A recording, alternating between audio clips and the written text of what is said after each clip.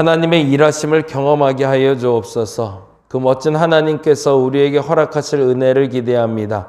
믿음으로 구하는 우리에게 응답하여 주시고 하나님의 능력을 경험하게 하여 주시옵소서. 우리를 위하여 일하고 계심을 알게 하여 주옵시고 우리를 위하여 지금도 계획하고 계심을, 만들어가고 계심을, 이루어가고 계심을 우리가 믿게 하여 주시옵소서. 하나님은 우리를 위해 일하고 계십니다. 지금도 일하고 계십니다. 앞으로도 우리를 위하여 일하여 주실 것을 우리는 믿습니다.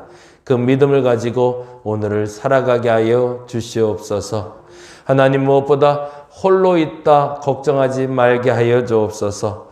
혼자가 아님을 믿게 하여 주옵시고 하나님이 채우고 계심을, 하나님이 함께하고 있음을 저들이 믿게 하여 주시옵소서. 그 믿음이 흔들리고 불안할 때 하나님의 곁에 있음을 분명하게 알려주옵소서. 저들의 눈으로 보게 하시고 저들의 피부로 느끼게 하시고 저들의 삶으로 느끼게 하시고 저들의 사건으로 알게 하여 주시옵소서. 결코 홀로 놔두지 않으려 하시는 하나님, 그 하나님이 나의 하나님인 줄 믿습니다. 그 하나님이 저들을 지켜 주시옵소서. 오늘도 감사합니다. 고마우신 예수님 이름으로 기도드렸습니다. 아멘, 아멘. 오늘은 역대상 29장 말씀 함께 봅니다. 27장부터 29장 보는 날이고요. 29장 11절에서 19절. 29장 11에서 19절 같이 한번 보겠습니다. 같이 우리 한 목소리로 읽을까요? 11절에서 19절까지 말씀이 됩니다. 여호와여, 위대하심과 권능과 영광과 승리와 위엄이 다 주께 속하였사오니 천지에 있는 것이 다 주의 것이로소이다. 여호와여, 주권도 주께 속하였사오니 주는 높으사 만물의 머리이심이니이다. 부와 귀가 주께로 말미암고 또 주는 만물의 주제가 되사 손에 권세와 능력이 있사오니 모든 사람을 크게 강하게 하심이 주의 손에 있나이다. 우리 하나님이여, 이제 우리가 주께 감사하오며 주의 영화로운 이름을 찬양하나이다. 나와 내 백성이 무엇이기에 이처럼 즐거운 마음으로 들을 힘이 있었나이까. 모든 것이 주께로 말미암았사오니 우리가 주의 손에서 받은 것으로 주께 드렸을 뿐이니이다. 우리는 우리 조상들과 같이 주님 앞에서 이방 나그네와 거류민들이라. 세상에 있는 날이 그림자 같아서 희망이 없나이다. 우리 하나님 여호와여, 우리가 주의 거룩한 이름을 위하여 성전을 건축하려고 미리 저축한 이 모든 물건이 다 주의 손에서 왔사오니 다 주의 것이니이다.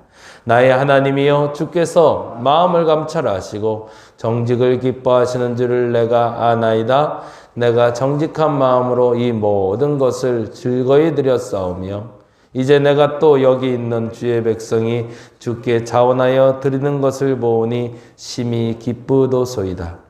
우리 조상들 아브라함과 이삭과 이스라엘의 하나님 여호와여, 주께서 이것을 주의 백성의 심중에 영원히 두어 생각하게 하시고 그 마음을 준비하여 주께로 돌아오게 하시오며 또 내 아들 솔로몬에게 정성된 마음을 주사 주의 계명과 권면과 율례를 지켜 이 모든 일을 행하게 하시고 내가 위하여 준비한 것으로 성전을 건축하게 하옵소서 하였더라. 아멘. 27장부터 29장까지 보고 오늘 이제 역대상 마무리하고요. 내일 이제 역대하 말씀부터 시작하게 됩니다. 보시면서 쫓아오시면서 아시겠지만 사실은 역대상 역대하는 역사 이야기라기보다는 성전 건축 이야기 이렇게 보시는 게 훨씬 쉽겠죠.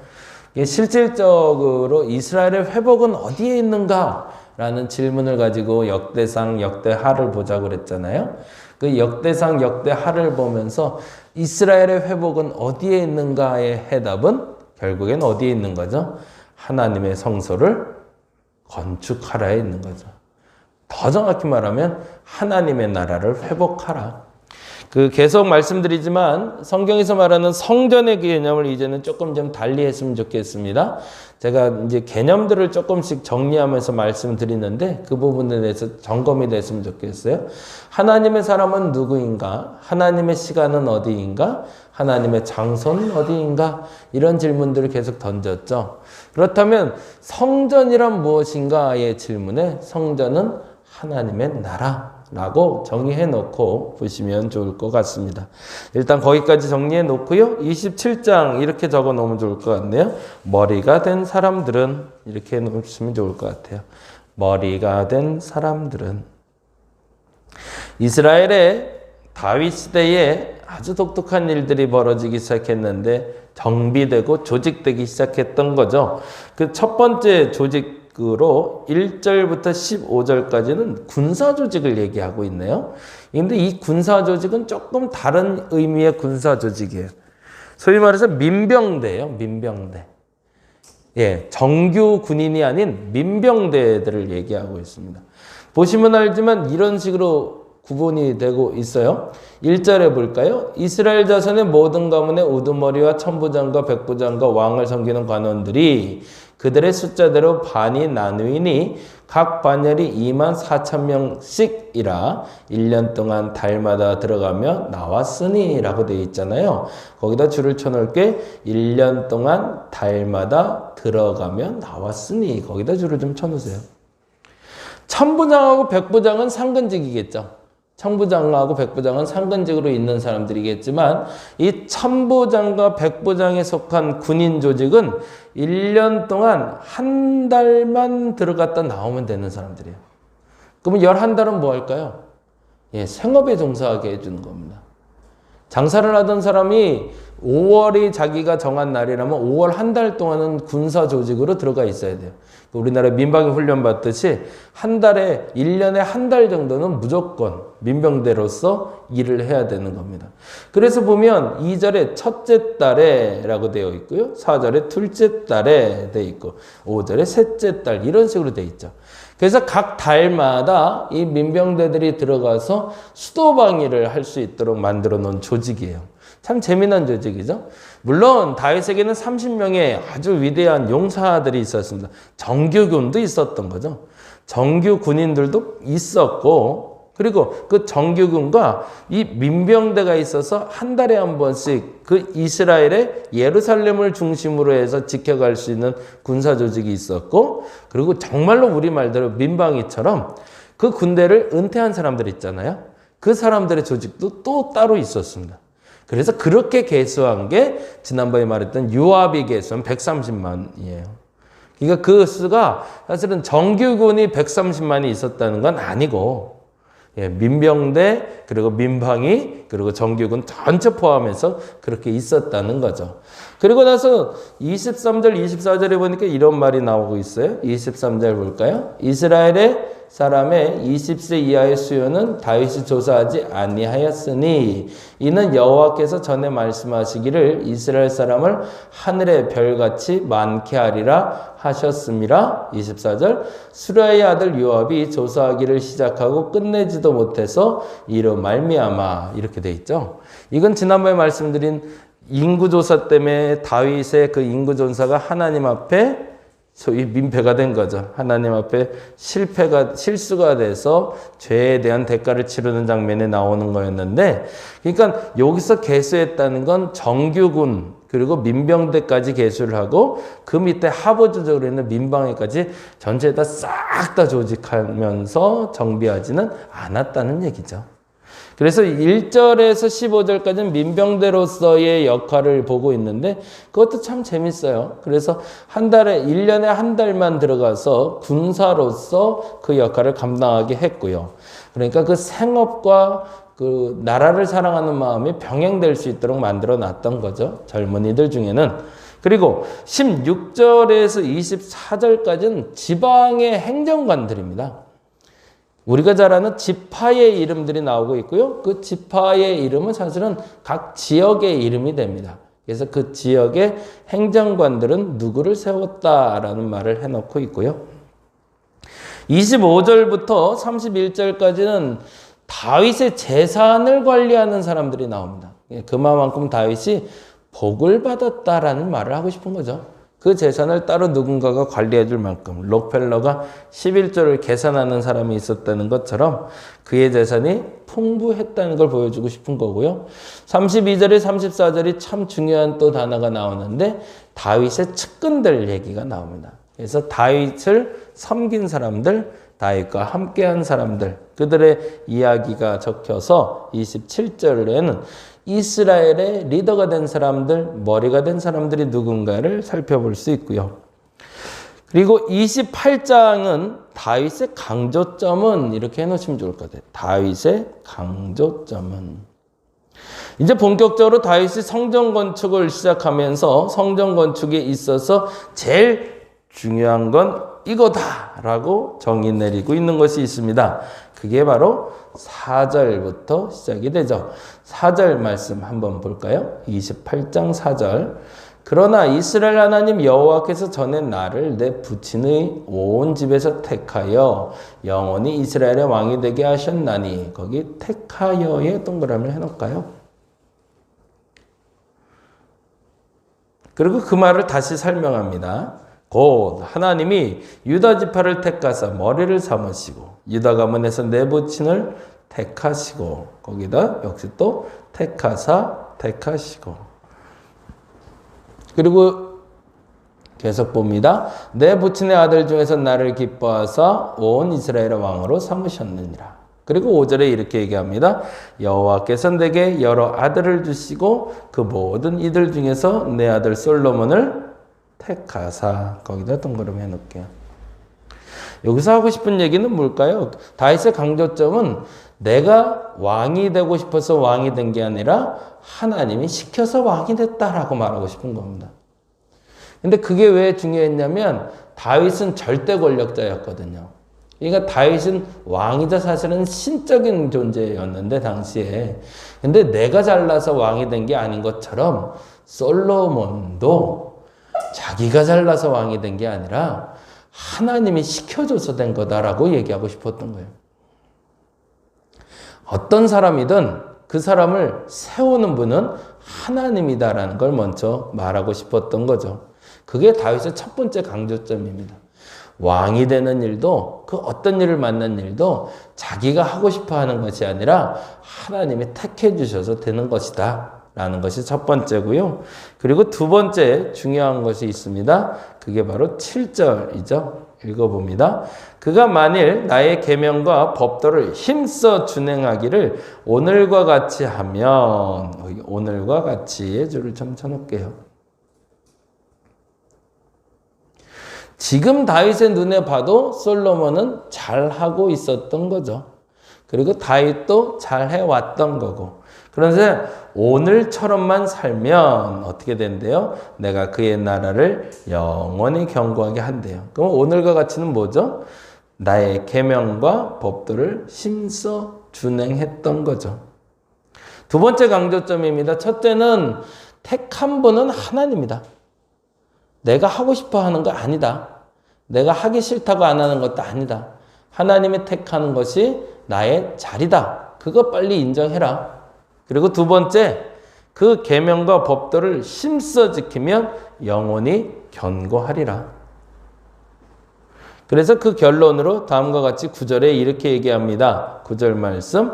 내 아들 솔로몬아, 너는 내 아버지의 하나님을 알고 온전한 마음과 기쁜 뜻으로 섬길지어다. 여호와께서는 모든 마음을 감찰하사 모든 의도를 아시나니 내가 만일 그를 찾으면 만날 것이요 만일 내가 그를 버리면 그가 너를 영원히 버리시리라. 그런즉 이제 너는 삼갈지어다. 뭐라고요? 여호와께서 너를 택하여 성전의 건물을 건축하게 하셨으니 힘써 행할지니라. 거기다 줄 쳐놓죠. 여호와께서 너를 택하여 성전의 건물을 건축하게 하셨으니 힘써 행할지니라. 이 일 또한 네가 하고 싶어 하는 게 아니고 하기 싫다고 안 하는 게 아니라 하나님이 택하여 정하셨으니 반드시 해야 된다. 근데 반드시 할 정도가 아니라 힘써서 행해야 된다라고 얘기하고 있죠. 그래서 28장은 솔로몬에게 성전 건축을 강조하며 두 가지를 얘기하고 있습니다. 우리가 하는 모든 일은 하나님이 택해서 하는 거다. 그리고 두 번째, 그 일이 맡겨졌을 때 힘써 최선을 다해서 해라. 그것이 하나님과 너의 영원한 나라가 견고하게 하는 방법이다 라고 이야기하고 있습니다. 29장은 헌신이 가능한 이유는 이렇게 해놓으시면 좋을 것 같아요. 헌신이 가능한 이유는 이렇게까지 이야기하고 이제 다윗은 백성들에게 헌물을 요청을 합니다. 이제 성전을 지어야 되니 예물을 가져와라 라고 얘기하는데 그 예물을 가져오는 방법이 성막을 지을 때와 동일합니다. 어제도 그 말씀 드렸지만 사실은 모세 때처럼 다윗 때도 역시 동일하게 하나님이 기뻐하시는 성전을 지어가고 있다는 걸 말하고 싶어 해요. 그래서 9절에 이런 표현을 나오고 있습니다. 9절 말씀 볼까요? 백성들은 자원하여 드렸으므로 거기다가 자원하여의 동그라미를 좀 할게요. 다시 읽어봅니다. 9절 백성들은 자원하여 드렸으므로 기뻐하였으니 곧 그들이 성심으로 여호와께 자원하여 드렸으므로 다윗 왕도 심히 기뻐하니라. 거기 자원하여 드렸으므로 거기다가 줄을 두 개를 다 쳐놓으시고 별표를 꼭 좀 해놓으세요. 헌금은 꼭 이렇게 하셔야 됩니다. 자원해서 드리는 겁니다. 강요해서 드리는 것이 아니라 자원해서 드리는 겁니다. 그래야 하나님이 기뻐하십니다. 정말로 기뻐하시는 예물은 하나님께 자원하여 드리는 예물입니다. 그 예물을 하나님이 기뻐하셨고 다윗도 기뻐했더라. 그런데 그렇게 자원하여 드릴 수 있는 이유가 뭐였냐는 것을 설명하는 게 바로 14절부터 읽었던 오늘 본문이 됩니다. 첫 번째 같이 읽어볼까요? 14절 말씀 같이 읽어봅니다. 나와 내 백성이 무엇이기에 이처럼 즐거운 마음으로 드릴 힘이 있었나이까? 그렇죠? 뭐 때문에 내가 이 자원하는 마음이 생겼을까? 어떻게 하면 이렇게 자원해서 드릴 수 있을까? 이유가 여기 있다. 첫 번째 뭐라고 되어 있죠? 읽어봅니다. 모든 것이 주께로 말미암았사오니 우리가 주의 손에서 받은 것으로 주께 드렸을 뿐이니이다. 청지기 정신이죠. 내가 맡은 거였을 뿐인데 뭐 하나님이 달라 하면 도로 돌려드리는 거? 아이 그거 당연한 거지 라는 마음이 들 때 기쁜 마음으로 자원하셔 드릴 수 있다는 거죠. 어느 순간 내게 주신 것이 내 건지 하나님의 것인지 헷갈리기 시작하면 그때는 자원하는 마음으로 드릴 수가 없겠죠. 즐거운 마음으로 드릴 수 있는 첫 번째 이유는 모든 것이 주께로 말미암았다라는 믿음이 있었기 때문이다. 두 번째로 중요한 것이 있습니다. 15절인데요. 같이 읽어볼까요? 우리는 우리 조상들과 같이 주님 앞에서 뭐라고 되어 있죠?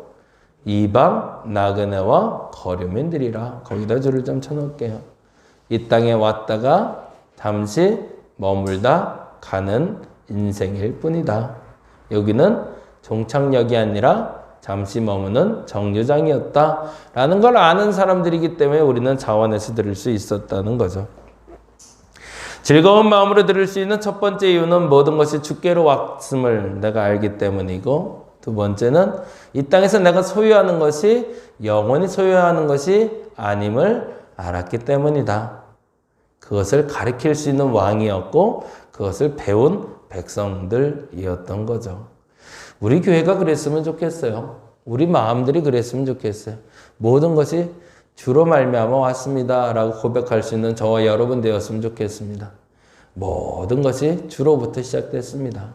그리고 두 번째는 앞서 말씀드린 대로 그것은 내가 잠시 머물며 누리는 것이지 영원한 나의 것이 아닙니다 라고 말할 수 있기를 바랍니다.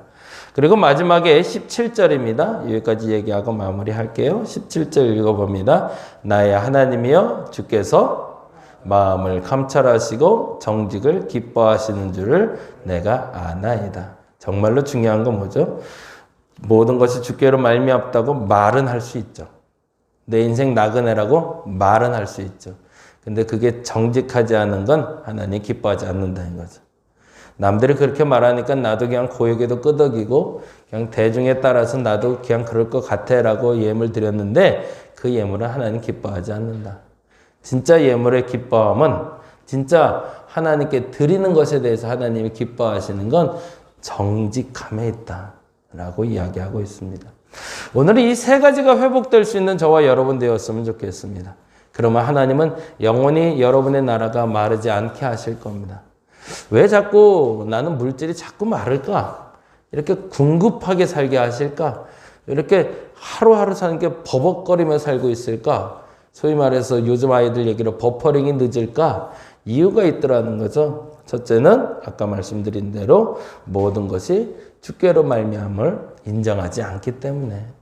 두 번째는 내 인생이 나그네임을 인정하지 않기 때문에.